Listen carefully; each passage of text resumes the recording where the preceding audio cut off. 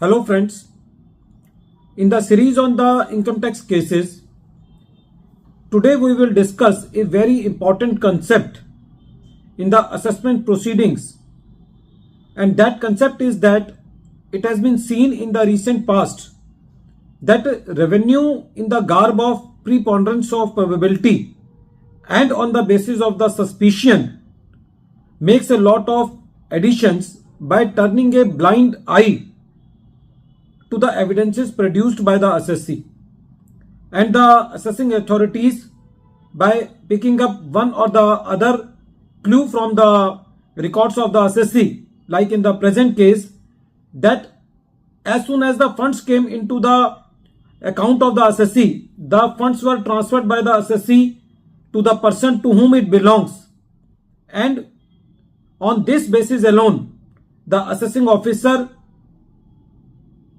termed the assessee as a conduit company for the tax evasion purposes and made the additions. So, what is the fate of these additions and what should be the approach of the assessee in handling these type of cases? That is discussed by Delhi ITAT in the case of India Property Mauritius Company II versus Assistant Commissioner of Income Tax. This case has been reported in 114 ITR Tribunal at page number 1, and this case has been decided by Delhi ITAT D bench on 18th July 2024. In the present case, the facts of the case of the assessee are as follows. The assessee company is incorporated in 2006 in Mauritius as an investment fund held by a company JPIPMI, which was also incorporated in Mauritius. The assessee was an investment fund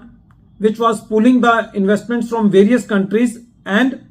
the assessee was making investments into the shares of various Indian companies. During the relevant assessment year, the assessee earned a gain of 152 crore on the sale of these shares and claimed it exempt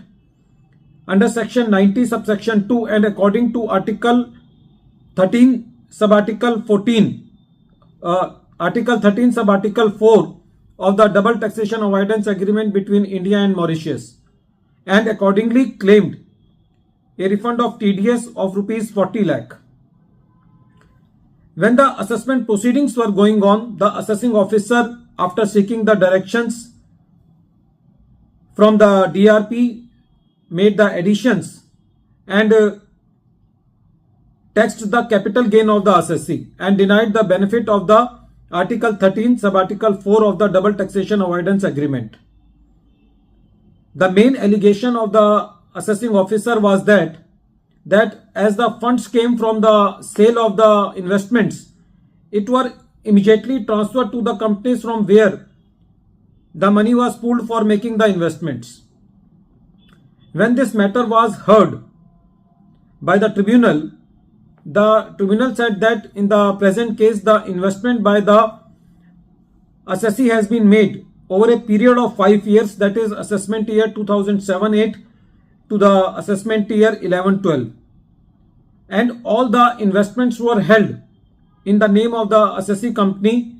That is why the assessee cannot be termed as a fly by night operator. The tribunal further said that as the investments were held for 5 years and after selling the investments, the assessee was still having some investments, so it cannot be said that the assessee is a conduit company for the tax evasion purposes. It was the point of the assessing officer while making the addition that the directors of the company were not belonging to the Mauritius and they were not paid any remuneration for this. The tribunal said that in the present case the assessee has appointed some external service provider, and that external service provider was paid remuneration for the various administrative services provided by that external service provider. So, in the facts and circumstances of the case, the assessee should not be denied the benefit of section 90 subsection 2 and article 13 sub-article 4 of the double taxation avoidance agreement between India and Mauritius. The concept of whole the case is that when there are sufficient evidences, then the revenue in the garb of preponderance of probability cannot turn a blind eye to the evidences given by the assessee, and the suspicion, however high it may be, but it cannot take place the importance of evidences available with the assessee, especially when all the evidences have been submitted at the time of assessment proceedings. At the end of this deliberation, once again I am repeating the name of the case. The name of the case is India Property Mauritius Company Second versus Assistant Commissioner of Income Tax, and this case has been reported in 114 ITR Tribunal at page number 1. The matter has been decided by Delhi ITAT D bench on 18th July 2024. Thank you, friends.